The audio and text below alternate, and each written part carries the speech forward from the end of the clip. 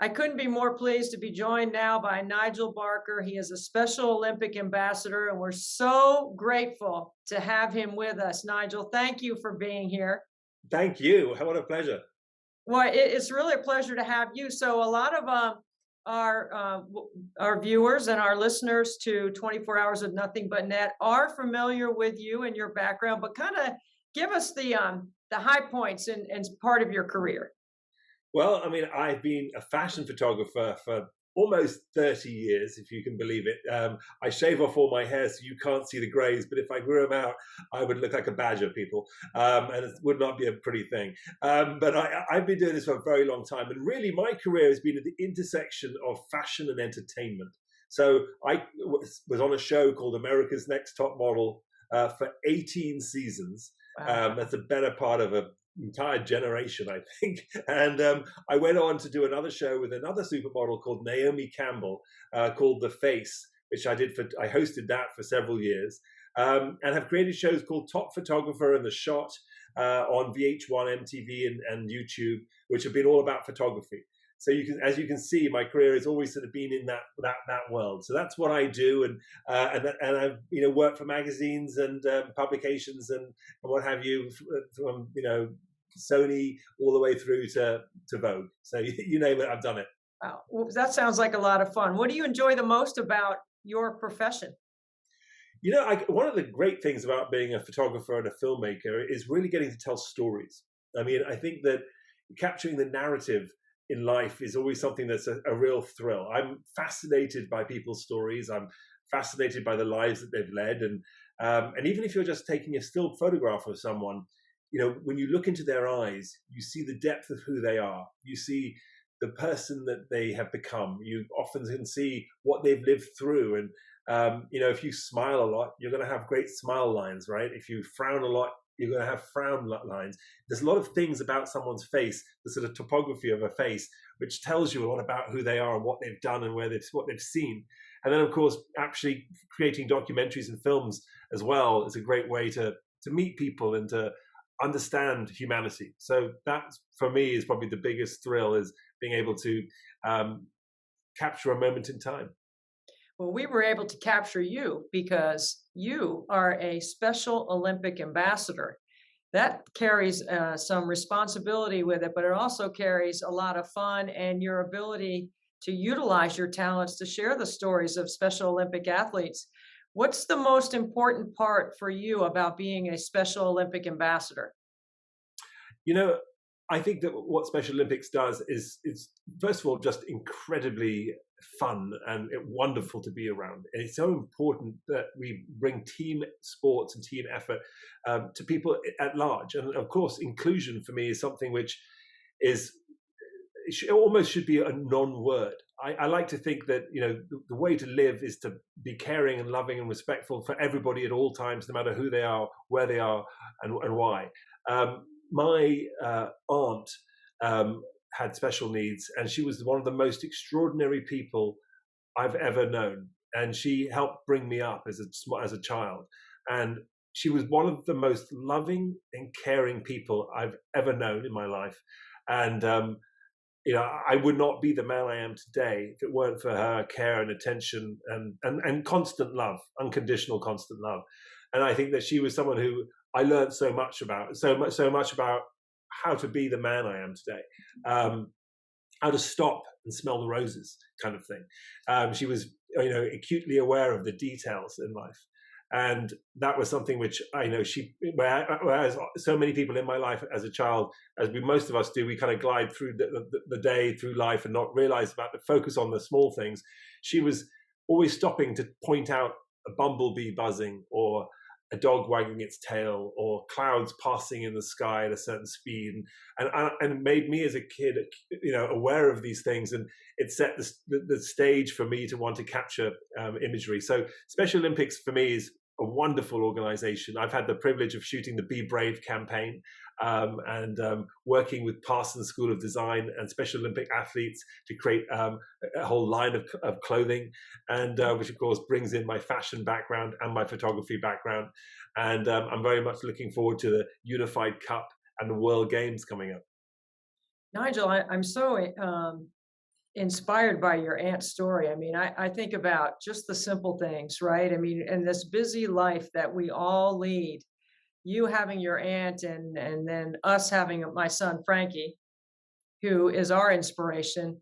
I know. It's yeah, he's a strong and powerful dude. Now he's not afraid to tell you either that he's strong and powerful. But it seems like it just simplifies and drills everything just down to what's really, really important. And Special Olympic athletes in sport give that to you every time you watch them compete. It's the thrill of playing.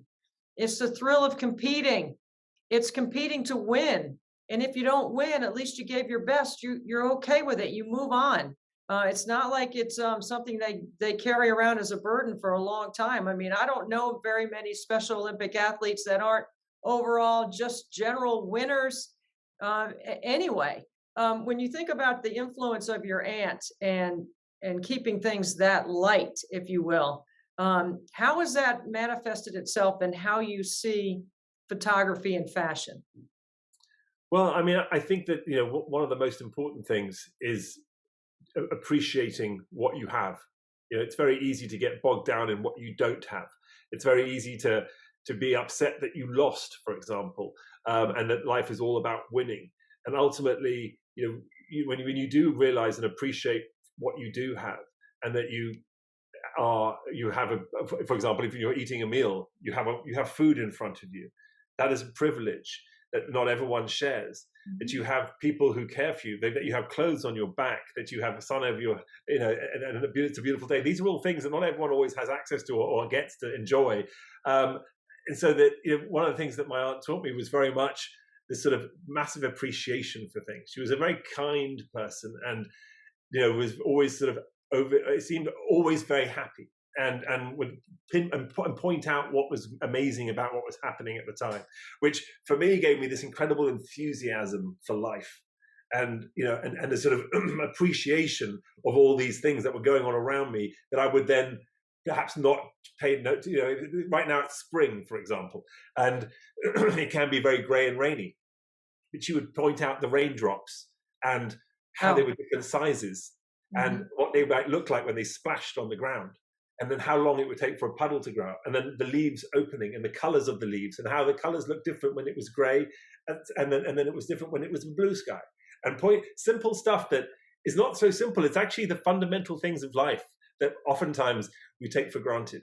But, you know, I think it's that, you know, amazing attention to detail, and for me, that's what she gave me, that I apply to all my photography. Whenever I look through my camera lens, no matter who I'm photographing or what I'm photographing, even if it's just a landscape photo, the clouds, the way the wind is blowing, the smell in the air, all of that for me helps tell a story of whether I'm looking at a foreboding situation, whether I'm looking at a happy sky, whether I'm looking at, you know, something that might be, you know, brooding or moody, you know, all these human emotions that you can apply to just the wind and the landscape.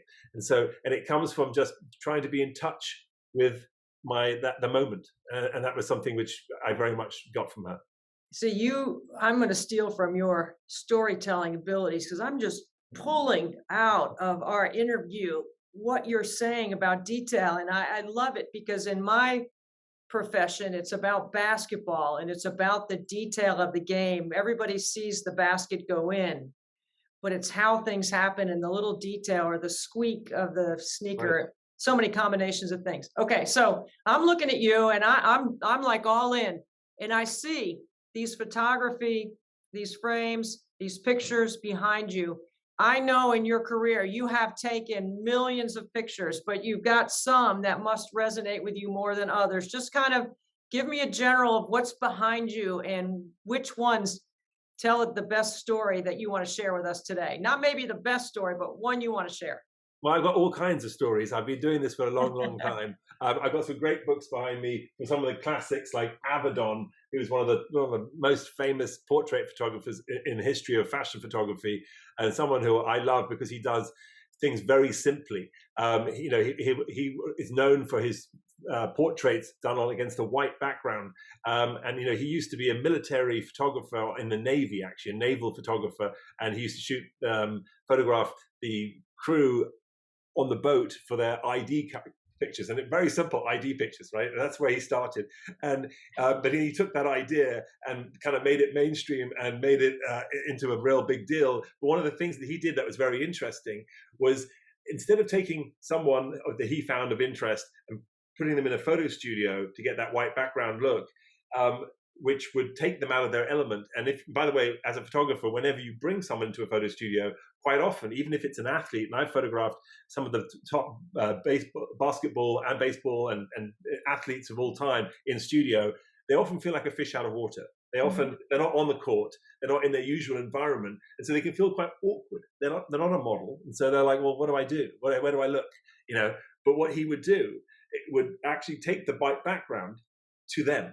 So if he was photographing a farm worker in the middle of the Midwest, covered in dirt, picking fruit, he would put the background in the actual orchard or in the crops in the field, and have, so that what they're looking at is what they always see in front of them, which is their field, their crops, what their normal life is like.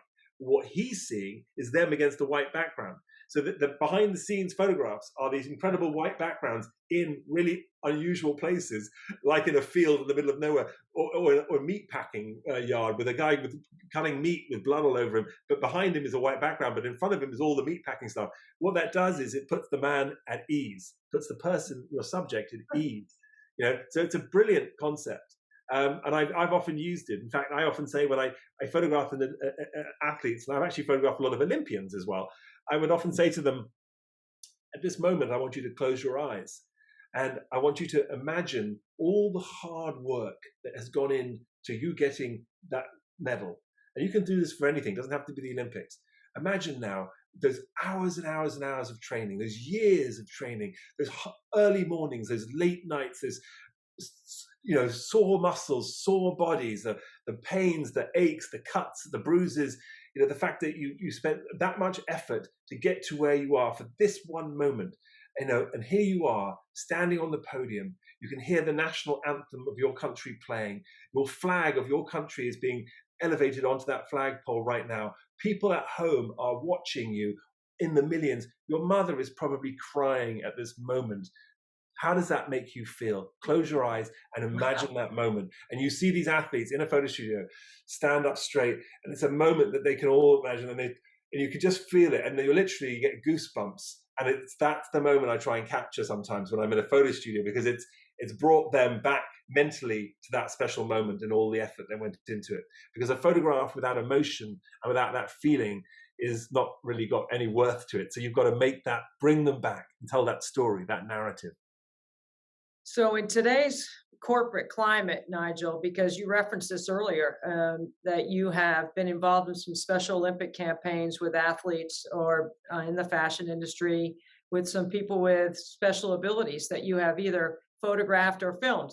So diversity, equity, and inclusion are really buzzwords around the corporate world right now. And even in American television, I see lots of different people in different settings showing inclusion and showing tolerance and acceptance, and just lots of different people with disabilities in corporate America, on television, in commercials and things like that. Like, do you sense that there is a shift in the industry somewhat, that there is a little bit more tolerance to having people that maybe look a little different being shown in film and on television and in commercial America? I do indeed. And actually, I believe that it's not just tolerance, but rather, finally, we're all getting around to realizing that everybody has a story to tell. Mm-hmm. And that if you listen carefully, that you'll learn from that story, no matter how grand or how small it might be. And that there is incredible importance and creativity in every single one of us. And to think that we know it all because we feel that we might look different, be different, sound different, that makes us more important, is the biggest mistake of our lives. And so I feel that finally we're coming around to realizing that, you know, by letting everyone in, by being as inclusive and diverse as possible, we actually set the stage for the best world possible. And that's exactly what we're trying to do with Special Olympics through our effort here with 24 Hours of Nothing But Net, is to make everyone feel special, especially the athletes that like to compete and train and organize, because this is the landing spot is Special Olympics. It's a place where people can go to support or to give or to participate or volunteer. If someone was listening and just heard you so eloquently speak on detail and stories, and finally, America is jumping in and people are listening. What would you say to someone that may have a chance to support Special Olympics? I would say jump at the chance. It's something that will probably change your life. It will definitely something that will put a smile on your face. And what is life worth if it isn't about smiling, being happy, and enjoying the day and your life itself, and being proud of what you're doing?